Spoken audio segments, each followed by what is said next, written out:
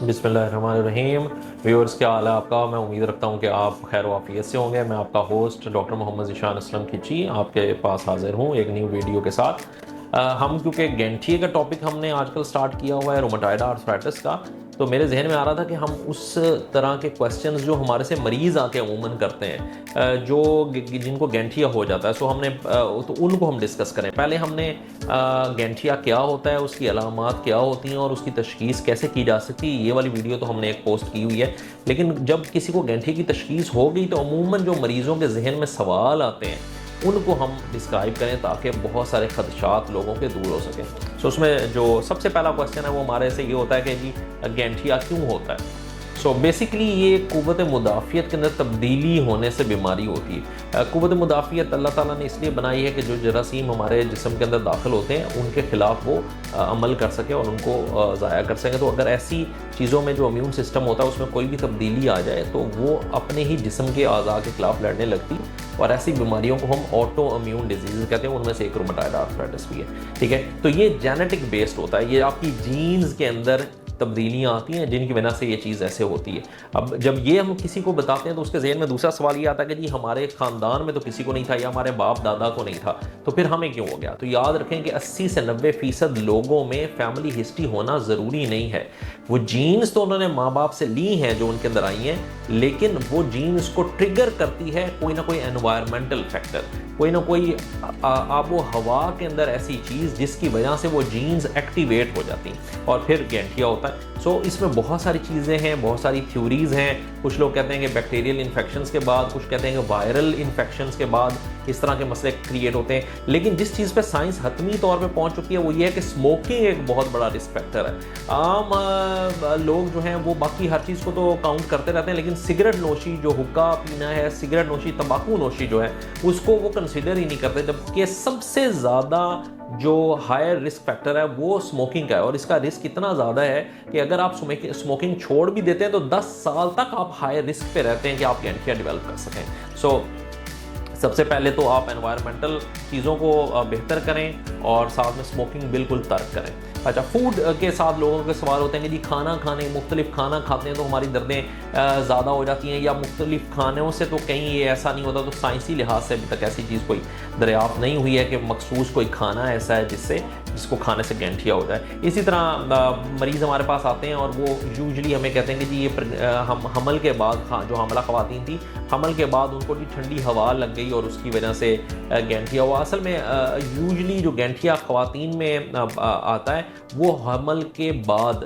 आता है। उसकी वजह ये होती है कि हार्मोनल चेंजेस होती हैं जिस्म के अंदर और उसकी वजह से वो ट्रिगर होता है। तो उसका ताल्लुक ठंडी हवा के साथ बिल्कुल नहीं है। अच्छा, एक और सवाल ये है कि जी क्या हम ये बच्चों को पास ऑन कर सकते हैं बीमारी? तो ये इसका जवाब मैं पहले आपको दे चुका हूँ कि ये जीन्स के अंदर होता है, लेकिन वो ट्रिगर जब तक नहीं होगा तो ये बीमारी नहीं होती है। सो एक और बड़ा जो इंपॉर्टेंट सवाल ख़ास तौर पे जो मर्द और ख़वातीन हज़रात हमारे से करती हैं कि क्या ये एक दूसरे से तो नहीं लग जाती, कॉन्टेजियस तो नहीं है? नहीं, ये ऐसी कोई वबा वाली बीमारी नहीं है कि ये मियाँ बीवी को एक दूसरे से लगे या बच्चों को मुंतकिल हो जाए, ऐसी वबाई ये मर्ज़ नहीं है।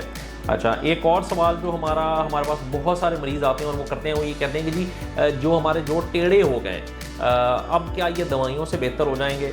तो अनफॉर्चुनेटली इसीलिए हम इतना ज़्यादा स्ट्रेस करते हैं कि जो गैंठी की तशख़ीस है उसको करने में जल्दी करें। रूमेटोलॉजिस्ट को पहले 3 से 6 महीने के अंदर अंदर लाजमी दिखाएं ताकि वो दवाइयाँ ऐसी दे ताकि आपका जोड़ टेढ़ा ना हो। जब जोड़ टेढ़ा हो जाएगा बदकिस्मती से, तो फिर दवाओं से उसको जोड़ को सही करना बड़ा मुश्किल है। अच्छा, एक और चीज़ जो बहुत कॉमन हमारे से सवाल किया जाता है, मरीज़ आके करते हैं कि इसकी ट्रीटमेंट का कोर्स कितना है। यूजली हमारे जहनों में ये है कि जिस तरह का टीबी का कोर्स होता है, हेपेटाइटिस का कोर्स होता है, तो इसी तरह शायद गैंठिया का भी कोई कोर्स है। फिर हम उनको यही समझाना पड़ता है कि नहीं, गैंठिया एक मर्ज़ है जिस तरह शुगर एक बीमारी है। उसके अंदर जिस तरह लंबा अरसे के लिए शुगर जिसको आज तशखीस होगी उसको लंबा अरसे के लिए मेडिसिन खानी पड़ेगी, तो गैंठिया वाले मरीज़ों को भी लंबा अरसा दवाई खानी पड़ सकती है। हाँ, ये ज़रूर है कि अगर जल्दी तशखीस की जाए, बर वक्त इलाज किया जाए, तो हम बहुत सारे लोग ऐसे हैं जो ड्रग फ्री हॉलीडेज़ कर सकते हैं, यानी कि इस बीमारी को जब कंट्रोल हुए साल 1.5 साल हो जाए तो रूमेटोलॉजिस्ट उन दवाइयों को आहिस्ता आहिस्ता कम कर सकता है, और हो सकता है एक चांस है कि वो दवाइयाँ बंद हो जाएं और मरीज़ कुछ अरसे के लिए या कुछ फ़ीसद 10 से 15%, 20% लोग शायद ज़िंदगी भर के लिए भी मेडिसिन के बगैर गुजारा कर सकें। लेकिन याद रखें कि ज़्यादातर अफराद को ये दवाइयाँ खानी पड़ेंगी और लंबा अरसा खानी पड़ेंगी। हाँ, दवाइयों की मिकदार कम हो सकती है।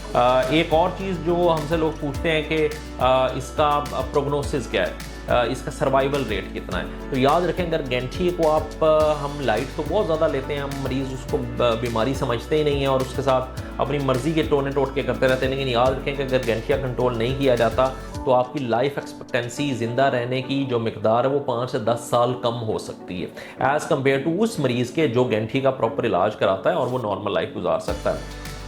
एक और क्वेश्चन जो बड़ा ज़रूरी है वो मैंने बिल्कुल लास्ट पर रखा होता है, और मेरे ख्याल से उसके लिए मैं एक और वीडियो करनी पड़ेगी कि हकीम और हकीमों की जो दवाइयाँ हैं प्लस स्टीरॉयड जो यूज़ है वो किस हद तक गैंठियों को कंट्रोल करता है। तो इसके ऊपर मेरे ख्याल से ये बहुत बड़ी बहस है, तो ये अलग एक वीडियो इस पर हम करेंगे इंशाल्लाह। होपफुली मैंने बहुत सारे सवालों के आपको जवाब दिए। अगर फिर भी कोई आपको सवाल हो तो हमारा नंबर नीचे टिकर में चल रहा होगा, उसको आप उस पर मैसेज कर सकते हैं, आप कॉल करके अपॉइंटमेंट ले सकते हैं। हमारे चैनल को सब्सक्राइब करें और लाइक करें ताकि हम रूमेटोलॉजिकल डिजीज़ और दूसरी बीमारियों के बारे में मज़ीद वीडियोज़ अपलोड कर सकें और आप तक इंफॉर्मेशन ला सकें।